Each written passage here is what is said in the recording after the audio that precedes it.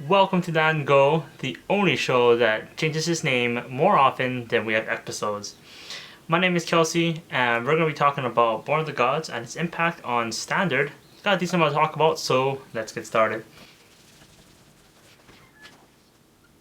Alrighty, so if you take a look at the deck list that were used in the February 8th, 2014 Star City Open, that would be in Nashville. I noticed that a lot of the decks were pretty much the same things that we've been seeing recently.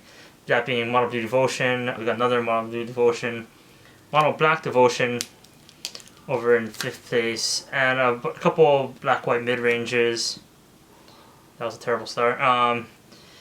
And some other ones that we've been seeing.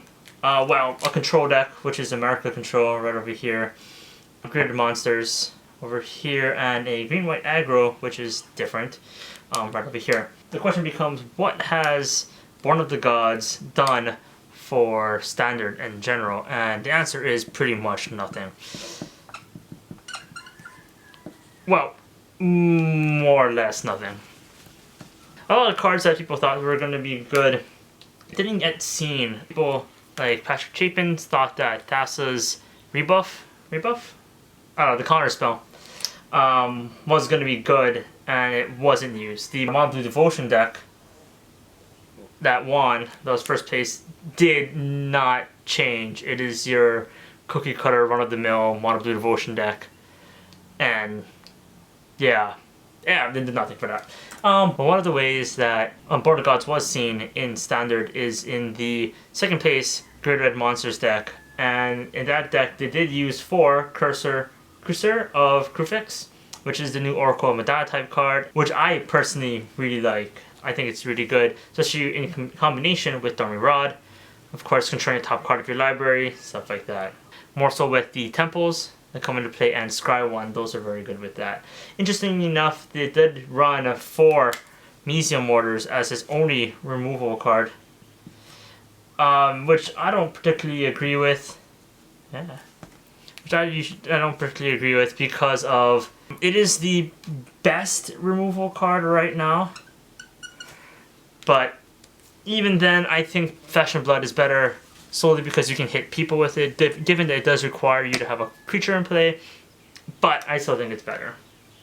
Oh, and also in the sideboard, it did run 2 Unravel into Ether, which is obvious because it's just a better Fade into Antiquity. So why wouldn't you run it? Beyond that, though, there were 2 Black-White mid-range decks which did make it onto the top 8, but it's just basically Blood Baron deck.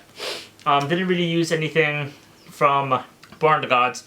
However, one card that did make it into a lot of these decks that wasn't Born of the Gods is Bile-Blight.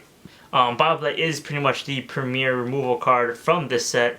This card is really good. It kills multiple specters, it kills multiple Boros Reckoners, and it takes the place of those really awkward kind of removal cards like Ultimate Price in the black decks, which is Black-White Midrange, Mono Black Devotion, and Black-White Midrange. One deck that I did think was interesting is the Green-White Aggro, which is something we haven't really seen, at least in the top 8. This deck did run cards from the new set, Born of the Gods.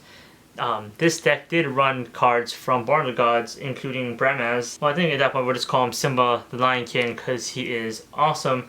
But they only ran 2 of him, not as much as one would think, given that he is legendary and that's pretty much what he's going to be. Which means if you have them, I would sell them now.